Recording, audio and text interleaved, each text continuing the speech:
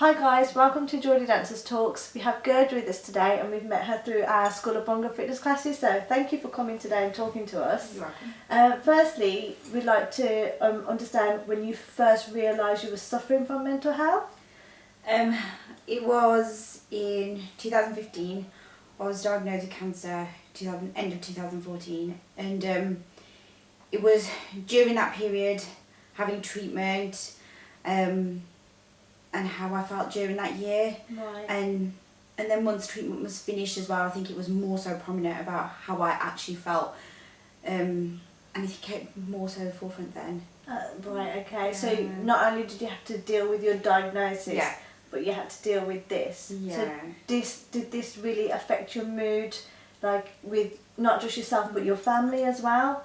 Yeah, it did. I mean, the impact on my husband, the kids, it's hard. I think you're there, you're trying to put a strong, your brave face on every time you're speaking to somebody, anybody, and you're trying to paint that image of I have cancer, but no, I can do this, I can do this, but inside you are feeling those feelings where something isn't quite right, something's not ticking quite right for you, and and it does affect the people around you. It affected my husband, my mum, my dad, everybody. You're not doing it on your own, and it did affect all of us, and no matter how I was dealing with it, everybody was dealing with their things separately. Right. And the transition, you said, from where you had your chemo and then the next week you were trying to be mom that does everything. Yeah. How was that transition period for you? It was really I didn't give myself choices. Right.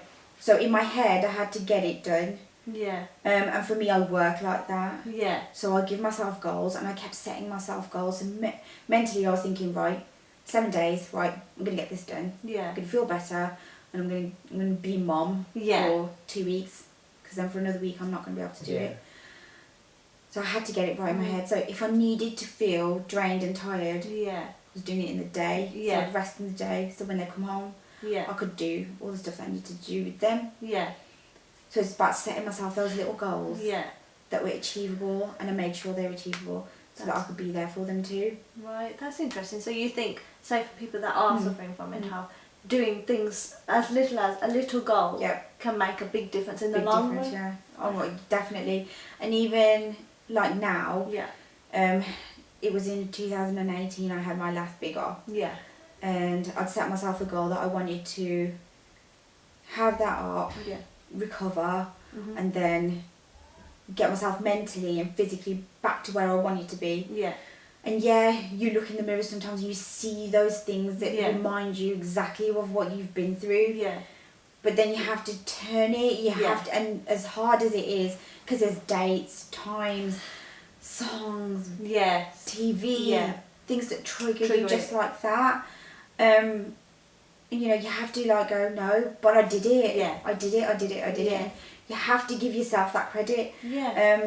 And I got myself back into shape. I mean, when I started coming to the class, I remember coming, I was like, right, I love bongo and I love dancing. And I was like, right, I'm going to learn how to dance properly. I'm going to lose some weight with this as well. I've lost weight. It made me feel great. Yeah.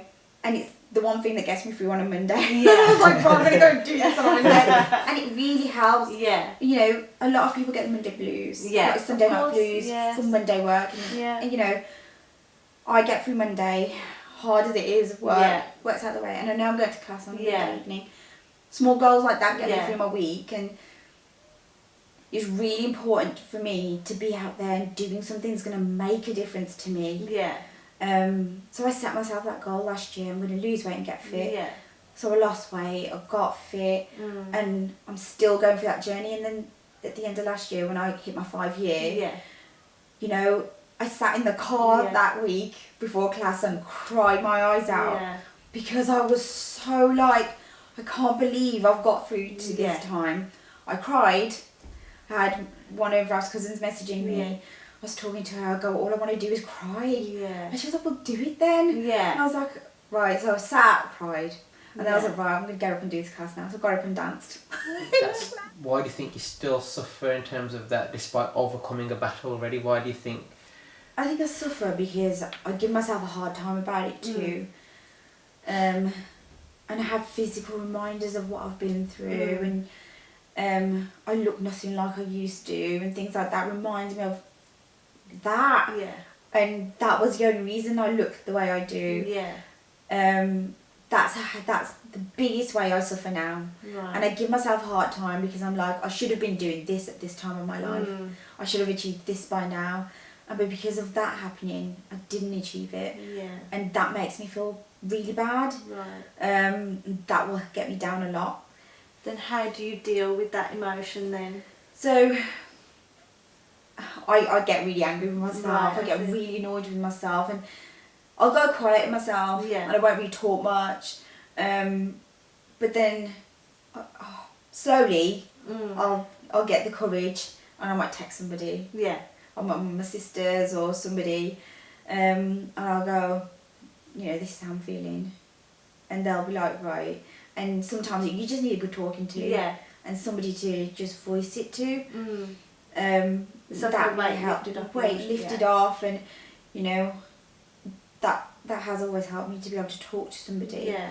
And for somebody to listen to what I've got to say. Yeah. And someone to just just like give you a bit of a pick up and go, no, it's okay. It's okay. And it's okay to feel a bit bad sometimes. Thank you for listening to us today, and thank you for Gurj for coming to talk to us. We really appreciate it. Make sure you tune in for our next episode.